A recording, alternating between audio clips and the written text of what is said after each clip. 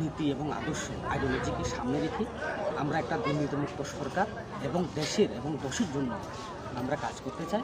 তো বিজেপিতে অ্যাকচুয়ালি আমরা থেকে সেরকম কাজ করতে পারিনি, আমাদের হাত বাঁধা ছিল অ্যাকচুয়ালি।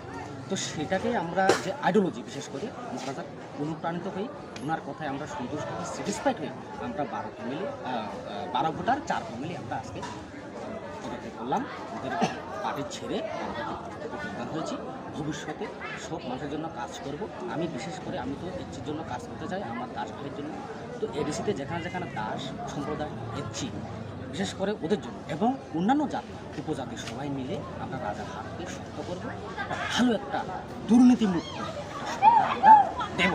এটাই আমাদের মেন কথা, আমরা কাজটা করতে চাই। জাস্ট আমাদেরকে এতটুকুই চাই, পার্টির যে দায়িত্ব দেবে সেই দায়িত্ব নিয়ে কাজ করবো।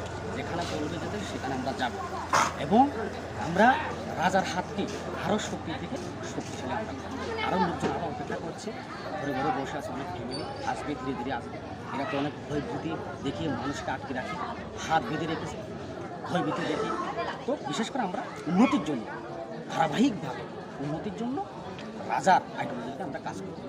কী পদে ছিলেন বিজেপিতে থাকা? আমি বিজেপিতে ভাইস প্রেসিডেন্ট ছিলাম, এই অঞ্চলে ভাইস প্রেসিডেন্ট ছিলাম। 6 বছর পর্যন্ত আমি কাজ করেছি। এরপর আপনাদের আমরা মূল কাণ্ডারই একমাত্র আপনি যদি বলেন এই অঞ্চলের আমরাই এখানে দুটো পদে বসিয়েছি বিজেপিকে ভোট দিয়ে, কিন্তু সেই ভোট আজকে দাম নাই। কী নাম দাদা আপনার?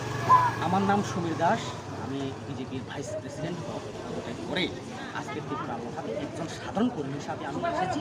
এবার আমাকে মহাদল রাজাদল যে পদে দেবে, যে কাজের জন্য বলবো আমি করবো, জনগণের জন্য কাজ করতে চাই। বাস একটাই জিনিস, আর দুর্নীতিমুক্ত সরকার, জাতি উপজাতি সব মানুষের জন্য উন্নয়ন চাই, বাস এটাই।